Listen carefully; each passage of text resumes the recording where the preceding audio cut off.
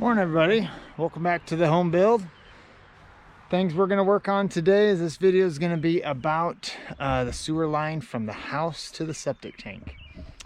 And so I'm really happy that you're here to join. And the things that we're going to learn about is grade, codes, that sort of thing for the drain line from the house to this septic tank. So kind of a disclaimer, I'm not a plumber.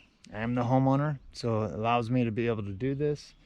I like to do things right, and so therefore I'm going to relay that information as well to you. So by code, as far as I am aware and what I know and what I've read, is that the slope of the drain line is supposed to be between 1/8 of an inch to 1/4 of an inch per foot of run. If it's too steep, all the liquids is going to run on by, leaving the solids behind, creating a clog.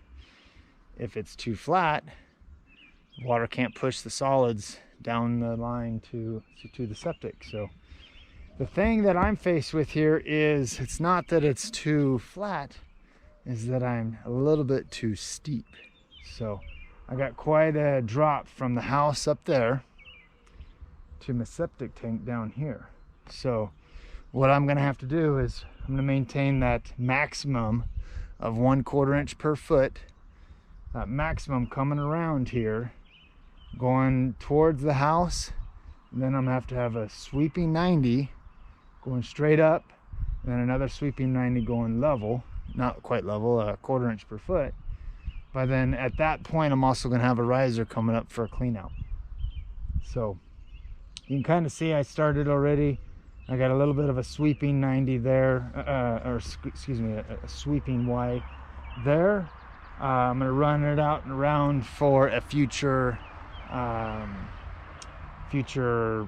place to hook up for an RV and that sort of thing. So my project manager, my wife, Miss Catherine Rogers, she came out and she's like, well, why aren't we putting a pipe over there? And I was like, well, we can do it later. And of course, it doesn't make sense to do it later. You might as well do it now. So she convinced me, not too hard, but she convinced me that I needed to put that in. So I decided, well, we better do it now rather than later. Just like she said, sometimes I just need to listen. Don't tell her I said that.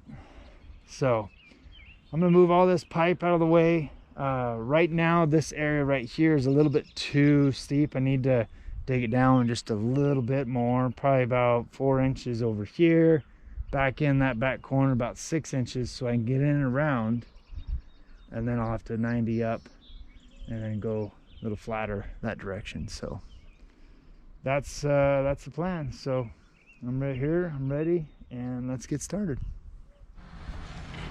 Well, you can see that I've been busy. Got the drain line connected to the tank, got it all glued. And around the corner right here, you can see that I got a few risers and whatnot. And then over here, I got a little section that's going to be for an RV eventually. Now is the time to do it. So got that done. The next phase will be grabbing some of that gravel, spreading over top of it so it can bed it in the gravel. That's pretty important, bedding it in the gravel. Kind of like what it is here. That way the gravel's all around it, helps supporting the circumference of the conduit, so it's not willing to smash down and crush as I put the weight of the soil and that sort of thing on it. Right in here, the purpose of these risers is for a clean out. I maintained a maximum of 1/4 inch per foot slope using a level. Got my level up there, I'll show you. And you don't want to go above that 1/4 inch. Like I said before, more than 1/4 inch, all the solids are going to get left behind and the liquids are just going to run on by. So maintaining that 1/4 inch per foot. And another section I had to step up, and currently you can see it, I have it, the bottom of that pipe just above where top of footing is going to be. So eventually I'm going to put a sleeve going through that stem wall and continue tying this around. So right now I got a plug in it, so no dirt and stuff goes into it. Same with down there. And this section here, I still need to get over here, put some gravel in. But meanwhile, I'll be moving dirt to get to it. So I think that's, for the most part, a wrap for the drain line from the house to the septic, and that's what it takes. This is a 4-inch drain line. I'll show you the slope. So what I'm after, checking it with my bubble right here. You can see the bubble. If I lift this other end up to make it level, that means sloping downhill, which is exactly what I want. So hopefully you learned something. Make sure you're also doing right down here, long sweeping 90s, not a sharp 90. They do make those as well, but that's not for drain lines. That's more for like clean outs and vents and certain things like that, but not in this case. And then the elbow right here, clean out going up above. So you might ask, what's the difference in the pipe, the colors of the pipe? I can use all white pipe, but it's a little more expensive than the green pipe. The green pipe, the septic guys, they gave it to me, so well, I shouldn't say gave it to me. I paid for it through the septic, but they gave that to me, so wanted to use that as much as I could. They gave me some fittings, and then of course the white pipe I had to go buy. I didn't have enough to do all green, but the fittings are different from the green to the Schedule 40 PVC. So I think that's about wrap. Yeah, look at that rock. Isn't it obsidian? Yep. Why is there obsidian in the gravel? Yeah. So this is my daughter, Macy. Hi. All right, so we got the sewer line in that goes from our septic tank towards the house. You can see that it's a U-shaped line. It's a 4-inch line. I try to sweep this because it's a U-shaped. Unfortunately, that's just how the line and the direction of the tanks were, so I had to have it go in this direction.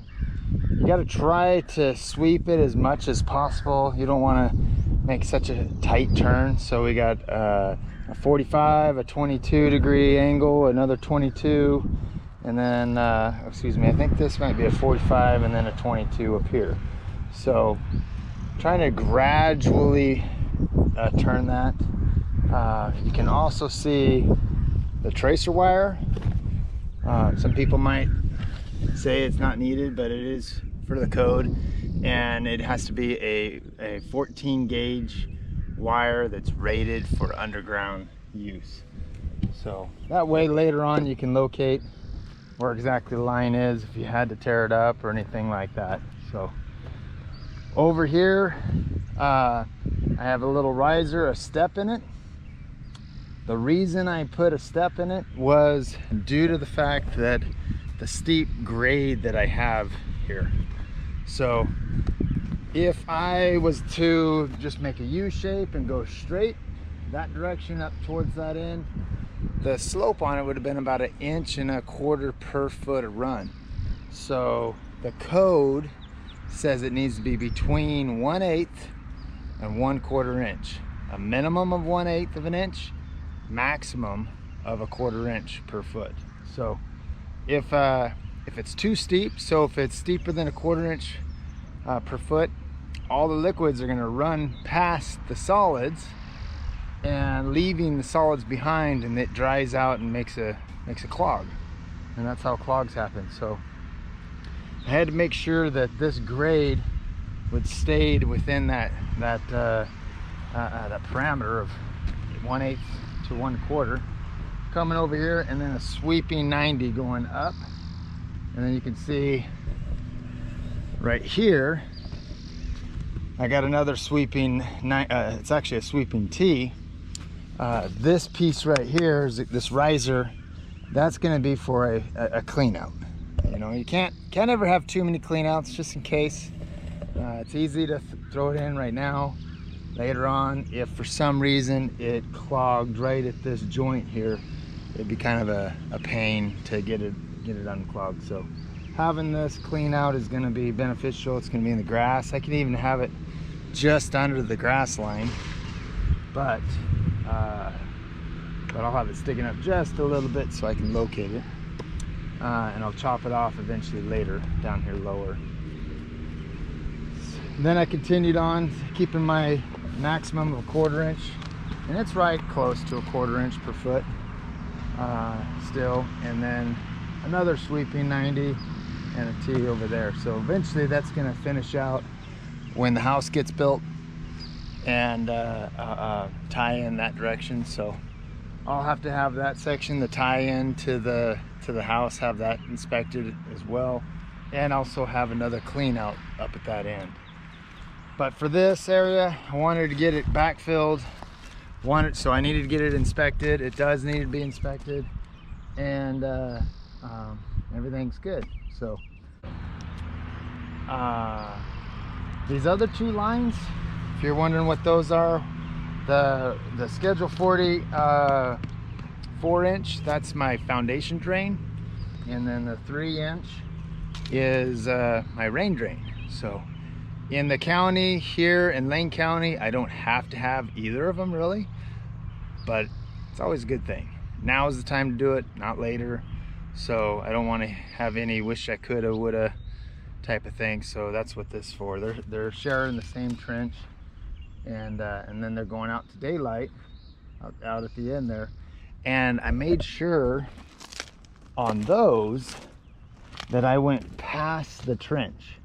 So if I stopped them short here, and I'd be just on this side of this trench, all the water would follow the trench and go and fill up around my septic tank before it would overfill and go that way. So I wanted just to make sure that I was downhill and past the trench. So in my opinion, that's pretty important. Once you dig a trench, water's going to follow the trench. It's not going to follow its original path. So at least that's the thought of it.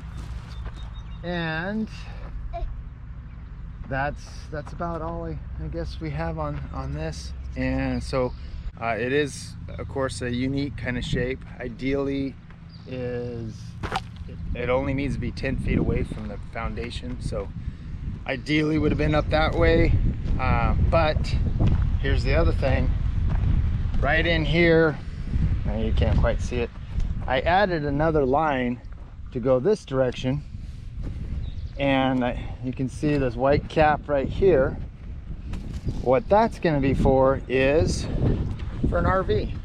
If I want to park an RV, I can just dump it right there and utilize the septic tank.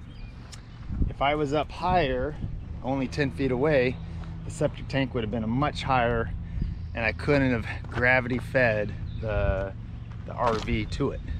So this is the main reason I decided to have it this far away, so I can have this, as well as if I decide to have a future shop right here, I might want a bathroom in it. I might want a studio in it, that sort of thing. And then I could gravity feed to it. So those are the things that you try to think of ahead of time. It didn't cost any extra money to go from up there to down here, just a little more pipe, but it allowed me to have more uses out of it. So hopefully you enjoyed it, hopefully you learned something, and I'll see you next time on the home build. Please make sure if you like the videos, you hit that subscribe button on YouTube, or hit the little bell that notifies you of any other videos that I post, and as well as hit that like button if you like it. Any comments, please feel free to make any comments, and then I take a look at them, review them, and because I am human. I am a carpenter, I'm the homeowner, so I am not a plumber, but this phase of work, since I'm the homeowner, I can do it, and frankly, I enjoy doing stuff myself. So I want to make sure that I also do it right, and I want to make sure you do it right. So see you next time on the home build.